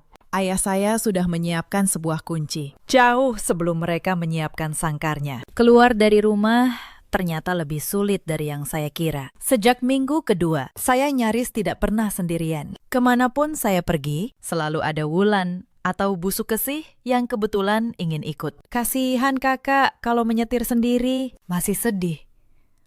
"Nak, biar Wulan yang antar. Kamu istirahat saja." Kunci mobil saya dititipkan pada Bu Sukesi, katanya, agar tidak hilang. Ponsel saya, entah bagaimana, selalu ada di tangan Wulan setiap kali saya mencarinya. Tadi berdering. "Kak, aku angkatin." Saya mulai memperhatikan bahwa setiap panggilan dari nomor pabrik tidak pernah sampai ke saya. Saya tidak protes. Saya tersenyum. Saya berterima kasih. Saya berpura-pura lemah, persis seperti yang mereka inginkan. Karena selama mereka mengira saya lemah, mereka akan lengah. Dan orang yang lengah akan meninggalkan celah. Celah itu datang pada hari ke-10. Bu Sukesi harus menghadiri pengajian arwah di rumah kerabat, dan Wulan mengantarnya. Untuk pertama kalinya sejak berhari-hari. Rumah kosong, hanya ada saya. Saya tidak membuang waktu. Saya tidak bisa mengambil kunci mobil. Tapi saya masih punya kaki. Saya keluar lewat pintu belakang, berjalan cepat ke jalan besar, dan menyetop ojek. Atanya saya tuju bukan pabrik, bukan bank. Saya menuju kantor Lama Reza, tempat sahabatnya. Seorang pengacara bernama Pak Danang masih bekerja. Pak Danang terkejut melihat saya datang tergesa, tanpa kabar. Dengan wajah pucat, Mbak Anindya, ada apa? Saya menceritakan semuanya. Sertifikat yang hilang, utang 3 miliar yang tidak ada jejaknya, pengawasan di rumah, dan nama Pak Notaris Hendra yang dititipkan ayah saya. Pak Danang mendengarkan dengan wajah yang makin lama makin serius. Ketika saya selesai, ia diam beberapa saat, lalu berkata, Mbak, saya jujur. Ini bukan sekedar rebutan warisan biasa. Kalau benar sertifikat asli hilang, dan mereka menyodorkan surat utang palsu, mereka sedang menyiapkan sesuatu yang jauh lebih besar. Mereka butuh tanda tangan, Mbak. Selama Mbak belum tanda tangan, mereka belum bisa apa-apa. Tapi begitu Mbak tanda tangan, saya tahu, potong saya. Karena itu, saya tidak akan tanda tangan. Dan karena itu, saya butuh menemui Pak Hendra sebelum mereka sadar saya sudah tahu. Pak Danang mengangguk. Biar saya yang hubungi beliau. Dan mulai sekarang, Mbak, jangan lawan mereka di rumah. Jangan tunjukkan apapun. Buat mereka merasa menang. Semakin mereka yakin menang, semakin mereka berani bicara. Dan semakin mereka bicara, ia menatap saya. Semakin banyak yang bisa kita rekam. Untuk pertama kalinya dalam berhari-hari, saya merasakan sesuatu selain dingin di dada saya. Saya merasakan tanah di bawah kaki saya kembali padat. Saya pulang sebelum mereka kembali. Saya masuk lewat pintu belakang, mengganti baju, dan duduk di ruang tengah dengan wajah lelah seorang janda. Ketika Wulan pulang dan bertanya, "Kakak dari mana?" "Tadi aku telepon rumah, nggak diangkat." Saya menjawab lirih, "Tidur, Dik." Kepala kakak pusing. Ia menatap saya sejenak. Lalu percaya, karena ia sudah terlanjur yakin bahwa saya adalah perempuan yang kalah. Mereka mengira mereka sedang menutup pintu terakhir. Mereka tidak tahu, saya baru saja membuka sebuah jendela yang tidak mereka lihat. Tekanan meningkat pada minggu ketiga. Kali ini, mereka membawa senjata baru. Rasa takut. Suatu pagi, seorang pria berjas datang ke rumah. Bu Sukesi memperkenalkannya sebagai Pak Bram, notaris keluarga kita. Ia membawa map tebal. Ia bicara dengan bahasa hukum yang cepat, penuh istilah.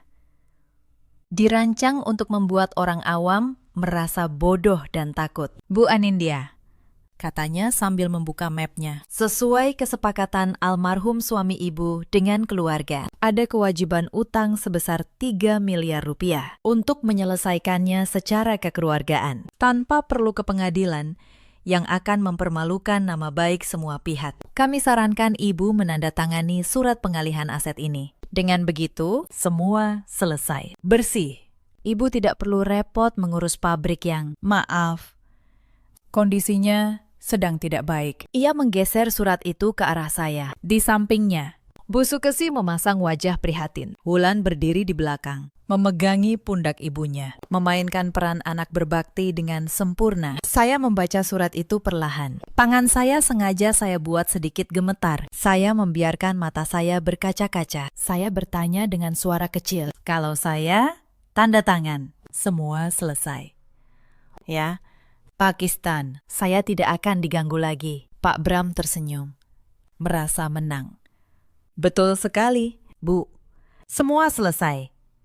Bu Sukesi mengelus punggung saya. Tanda tangani saja. Nak, Ibu di sini, kita keluarga. Saya memegang pena. Saya melihat mereka semua menahan napas. Kondong ke depan. Mata mereka terpaku pada ujung pena di tangan saya. Di detik itu, saya melihat mereka apa adanya, bukan keluarga. 3 orang yang sedang menunggu seekor hewan menyerahkan lehernya sendiri ke pisau. Saya meletakkan pena. "Maaf," kata saya lirih. Kepala saya pusing sekali. Boleh saya baca dulu malam ini? Besok pagi saya tanda tangani. Saya janji. Wajah Wulan sekejap mengeras. Sebelum ia buru-buru memasang senyum lagi. Pak Bram melirik Bu Sukesi.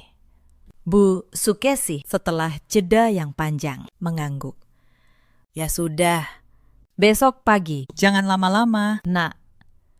Kasian, semua orang menunggu. Malam itu, mereka mengira tinggal satu tanda tangan lagi. Mereka tidak tahu.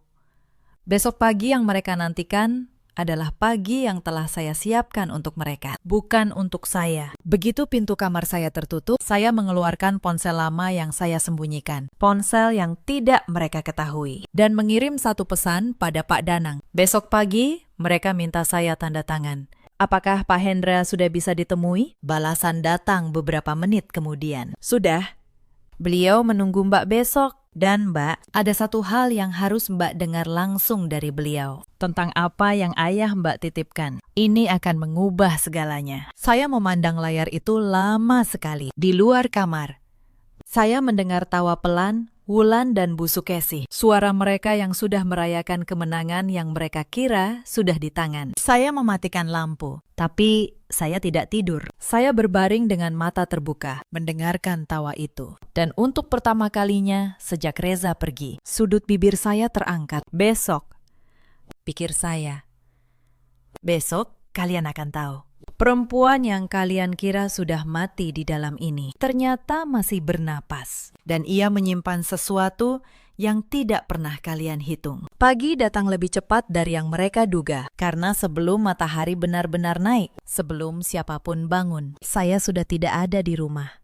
Saya meninggalkan sepucuk catatan di meja makan. Ditulis dengan tangan yang sengaja saya buat lemah. Saya pergi ke makam Reza sebentar. Ingin sendiri. Nanti siang saya pulang. Dan saya akan tanda tangani semuanya. Anindya, catatan itu membeli waktu untuk saya. Setengah hari, cukup. Pak Danang sudah menunggu di jalan besar dengan mobilnya. Kami menempuh perjalanan 3 jam ke kota kecil, tempat Pak Notaris Hendra tinggal. Sepanjang jalan, saya diam, menatap keluar jendela, ke sawah dan kampung yang mengingatkan saya pada ayah. Kantor Pak Hendra kecil dan sederhana, sebuah rumah tua dengan papan nama yang catnya sudah pudar. Pak Hendra sendiri sudah renta, rambutnya putih, tapi matanya jernih dan tajam. Ketika saya menyebut nama ayah saya, wajahnya berubah lembut. Jadi kamu Anindya, katanya pelan. Anak Pak Guru Suryo, ayahmu orang baik, orang yang paling teliti yang pernah saya kenal. Ia berdiri, berjalan ke sebuah lemari besi tua dan mengeluarkan sebuah map yang sudah menguning di pinggirnya. 5 tahun lalu, ayahmu datang ke sini. Ia sakit, tapi pikirannya jernih sekali. Ia bilang pada saya, Pak Hendra, anak saya perempuan, keras kepala, dan terlalu percaya pada orang. Suatu hari akan ada yang mencoba mengambil apa yang ia bangun. Saya ingin menyiapkan perisai untuknya. Pak Hendra membuka map itu di hadapan saya. Ayahmu tahu, kamu membangun pabrik dari nol. Ia ikut menyisihkan sedikit tabungan pensiunnya untuk modal awalmu dulu. Kamu ingat? Saya mengangguk pelan. Mata saya mulai panas. Saya ingat. Ayah pernah memberi saya uang dulu. Ketika saya baru mulai. Saya kira itu hanya pemberian biasa, bukan pemberian biasa. Ndek, kata Pak Hendra, seolah membaca pikiran saya. Ayahmu membuatnya resmi. Ia mendokumentasikan bahwa sebagian modal pendirian pabrikmu berasal darinya, dan bahwa kepemilikan itu murni atas namamu. Tidak bisa diganggu-gugat oleh pihak manapun di luar garis keturunannya. Ia juga meninggalkan surat wasiat. Dan sesuatu yang lebih penting, ia mengeluarkan selembar dokumen lain, sertifikat asli pabrikmu. Yang kedua, salinan sah yang tersegel notaris. Ayahmu curiga akan ada orang yang mencoba menghilangkan yang asli suatu hari. Jadi, ia meminta salinan tersertifikasi ini disimpan di sini. Secara hukum, kekuatannya sama dengan yang asli. Lalu, Pak Hendra mengeluarkan satu hal lagi. Sebuah amplop tertutup rapat dengan tulisan tangan ayah saya di depannya. Untuk Anindya, kalau hari itu tiba. Tangan saya gemetar ketika membukanya. Di dalamnya, Sepucuk surat pendek. Ditulis dengan tulisan tangan ayah yang saya kenal sejak kecil. Dek,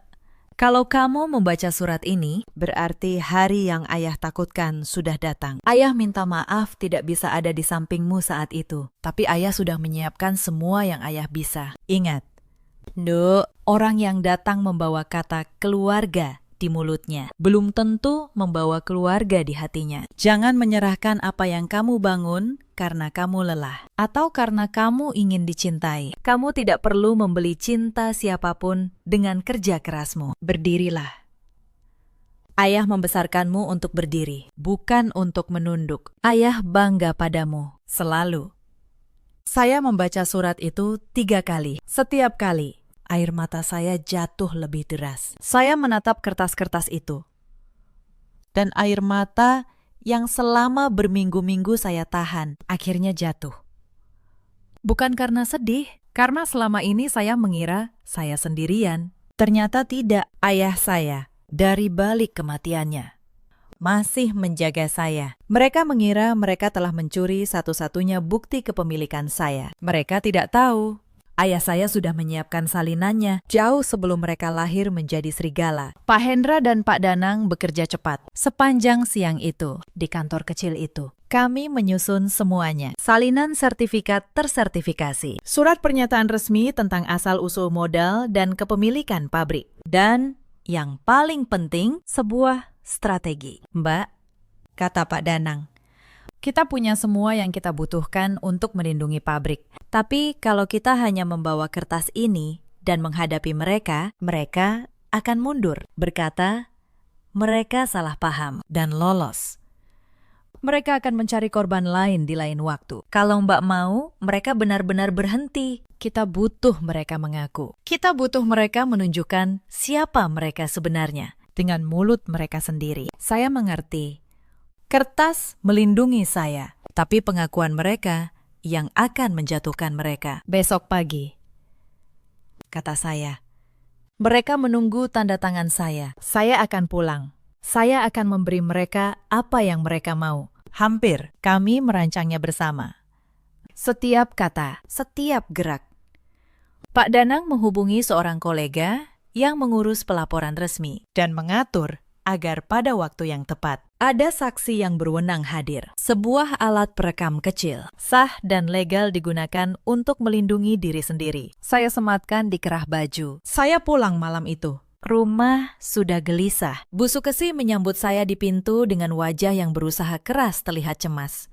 Dari mana saja kamu? Nak, kami khawatir setengah mati. Ziarah kok sampai malam? Maaf, Bu, kata saya, menunduk. Saya kelamaan di makam. Saya banyak menangis di sana. Saya bicara pada Reza. Saya mengangkat wajah. Mata saya sengaja basah. Saya sudah ikhlas, Bu.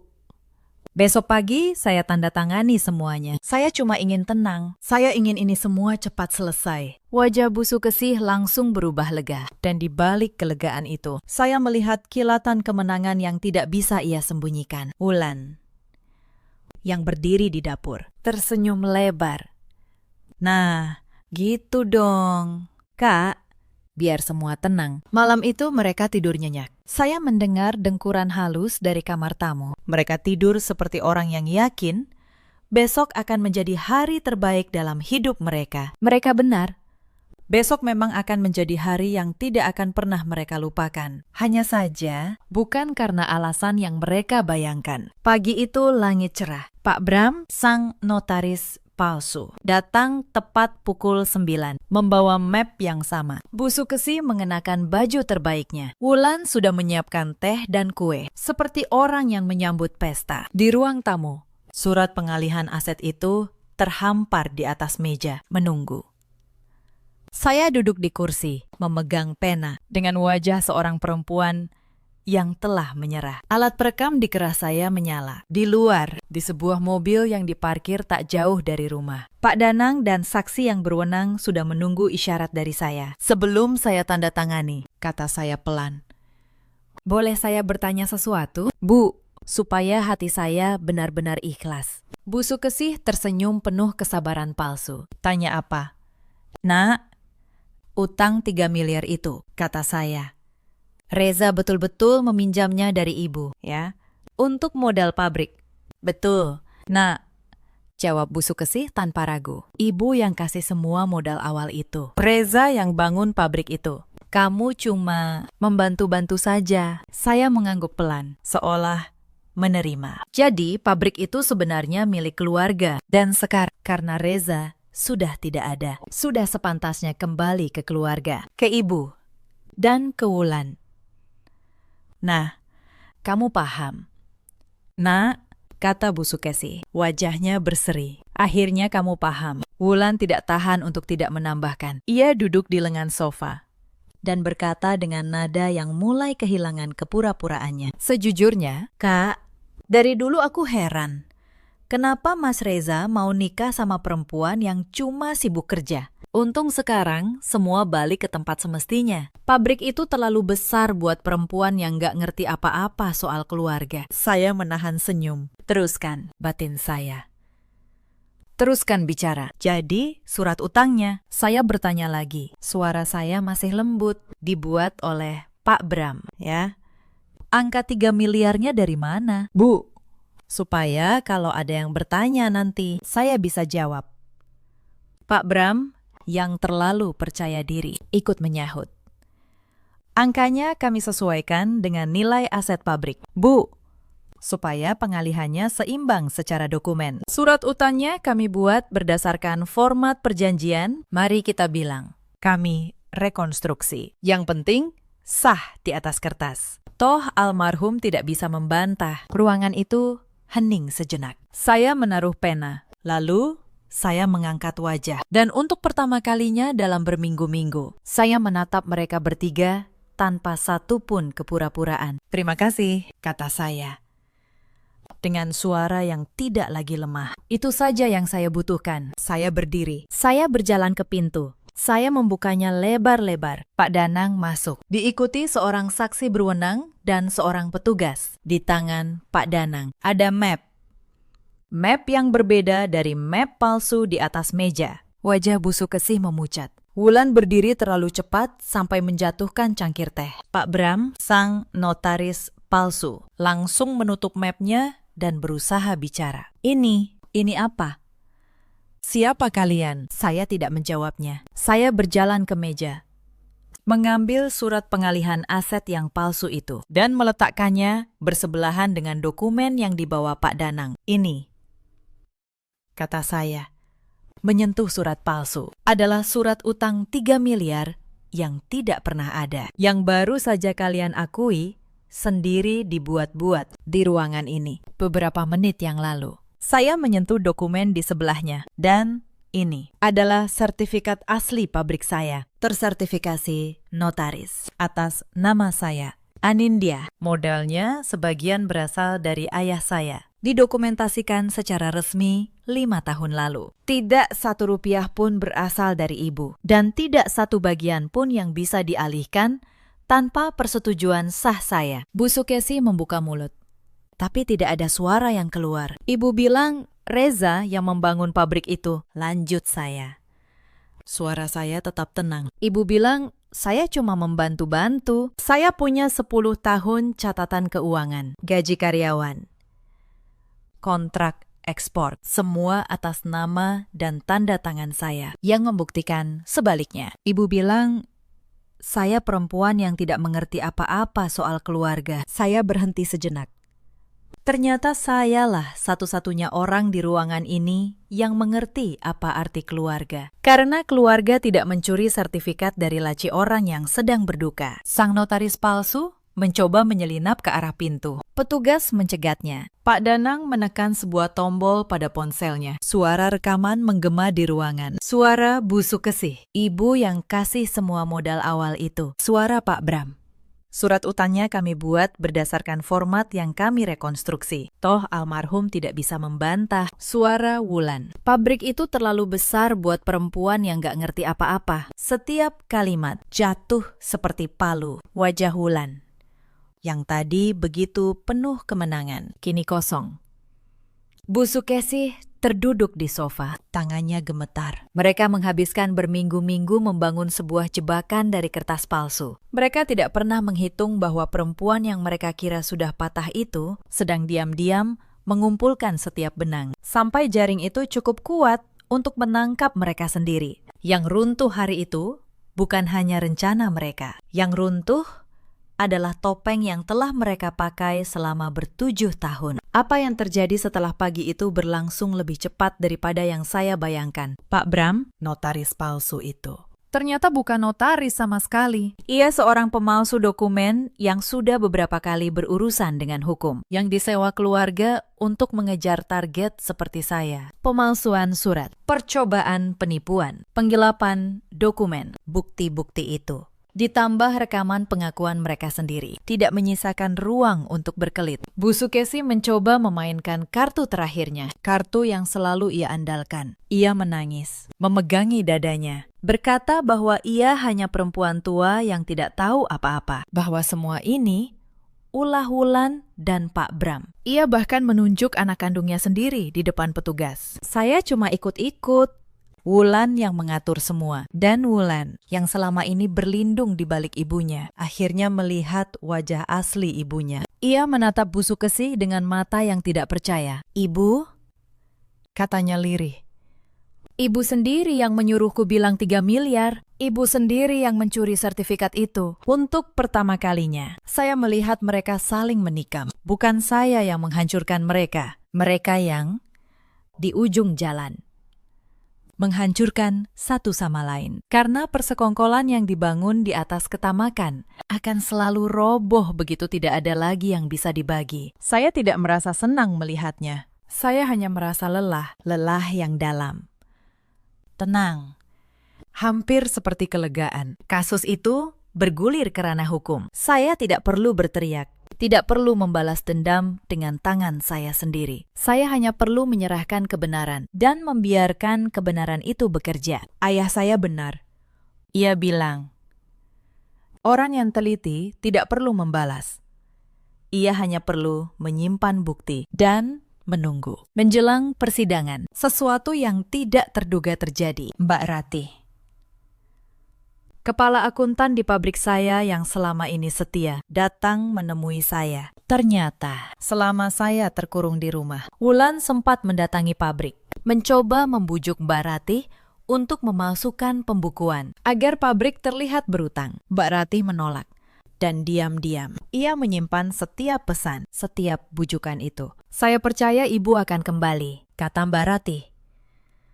Matanya berkaca-kaca. Ibu tidak pernah sekalipun menunggak gaji kami. Bahkan waktu pabrik susah dulu, ibu selalu bilang, karyawan makan duluan, pemilik belakangan. Mana mungkin saya khianati orang seperti itu. Saya menggenggam tangannya, dan saya menangis.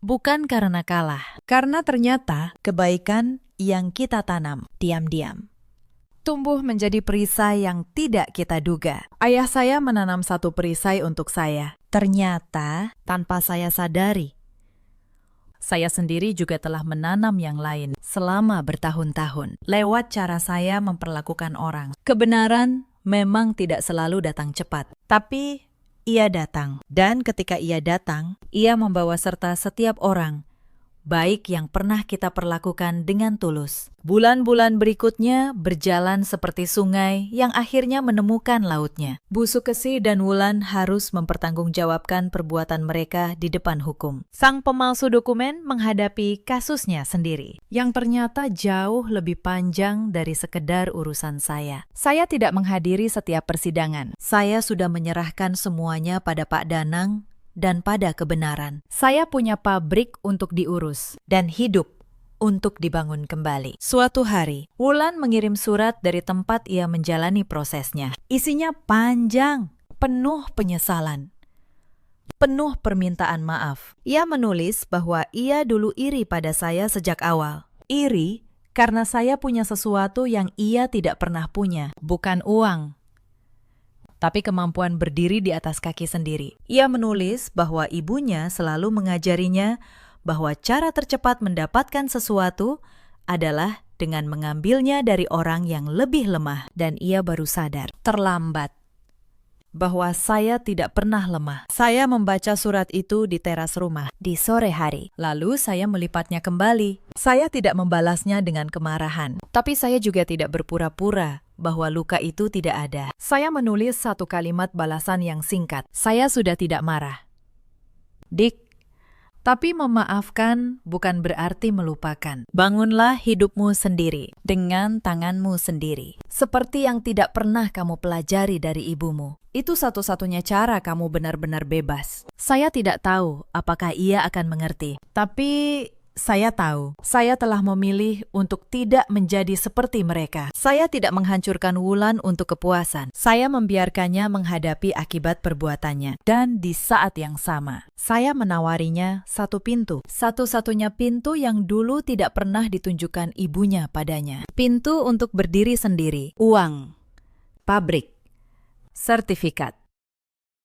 Semuanya utuh. Terlindungi oleh ketelitian seorang ayah yang bahkan dari alam kematiannya masih menjaga anaknya. Sebagian dari keuntungan pabrik tahun itu saya sisihkan untuk sesuatu yang baru. Saya mendirikan sebuah program kecil, memberi pelatihan keterampilan dan pembukuan sederhana bagi perempuan-perempuan seperti saya dulu, dianggap cuma ibu rumah tangga yang tidak mengerti apa-apa, supaya mereka tahu kemandirian bukan kemewahan. Kemandirian adalah perisai. Pabrik saya tetap berjalan, para karyawan tetap makan duluan, seperti biasa. Dan setiap kali Mbak Rati memanggil saya Bu Anindya dengan senyum di pagi hari, saya merasakan sesuatu yang tidak bisa dibeli oleh 3 miliar manapun. Rasa dihormati, karena siapa saya, bukan karena apa yang bisa mereka ambil dari saya. Saya belajar satu hal dari semua ini, bahwa harga diri seorang perempuan tidak terletak pada apakah ia menikah atau apakah ia punya suami yang melindunginya. Harga diri itu terletak pada kemampuannya berdiri. Bahkan ketika setiap orang yang seharusnya menopangnya justru menariknya jatuh. Ayah saya tidak mewariskan saya kekayaan. Ia mewariskan saya sesuatu yang jauh lebih berharga. Ia mengajari saya untuk teliti, untuk mandiri, dan untuk tidak pernah menyerahkan apa yang saya bangun kepada tangan yang tidak pernah ikut membangunnya. Di luar sana, ada banyak perempuan yang sedang berada di posisi saya dulu, yang sedang berduka. Dan justru di saat paling rapuh itu, dikelilingi oleh orang-orang yang menganggap kesedihan mereka sebagai kesempatan. Kalau kalian salah satu dari mereka, saya ingin kalian mendengar ini. Kesabaran kalian bukan kelemahan, selama kalian tahu kapan harus berhenti diam. Dan kebaikan yang kalian tanam hari ini, meski hari ini terasa sia-sia, suatu hari akan berdiri di sisi kalian ketika kalian paling membutuhkannya. Ada juga banyak keluarga di luar sana yang mengira bahwa ikatan darah memberi mereka hak untuk mengambil. Padahal keluarga sejati tidak dibangun dari darah. Ia dibangun dari rasa hormat. Dan rasa hormat, sekali dikhianati demi uang, tidak akan pernah bisa dibeli kembali. Sekarang, saya ingin bertanya pada kalian yang sudah menemani cerita ini sampai akhir. Menurut kalian, apakah saya salah karena dulu terlalu percaya? Atau justru kepercayaan itu yang membuat saya, pada akhirnya, tetap menjadi orang yang lebih baik daripada mereka? Ceritakan pendapat kalian di kolom komentar. Dan kalau kalian pernah berada di posisi seperti ini, kalian menyimak dari kota mana? Saya ingin tahu, supaya saya tahu bahwa kalian tidak sendirian. Terkadang, seseorang memang harus kehilangan segalanya untuk akhirnya menemukan dirinya sendiri yang sesungguhnya. Saya kehilangan suami. Saya kehilangan keluarga yang saya kira saya punya. Tapi saya menemukan kembali sesuatu yang jauh lebih penting. Saya menemukan bahwa saya tidak pernah benar-benar sendirian. Dan saya tidak pernah benar-benar lemah. Terima kasih sudah menemani sampai akhir. Jaga diri kalian. Jaga martabat kalian. Dan jangan pernah menyerahkan kunci rumah kalian sendiri kepada orang yang datang membawa senyuman, tapi menyembunyikan pisau di balik punggungnya. Sampai jumpa di cerita berikutnya.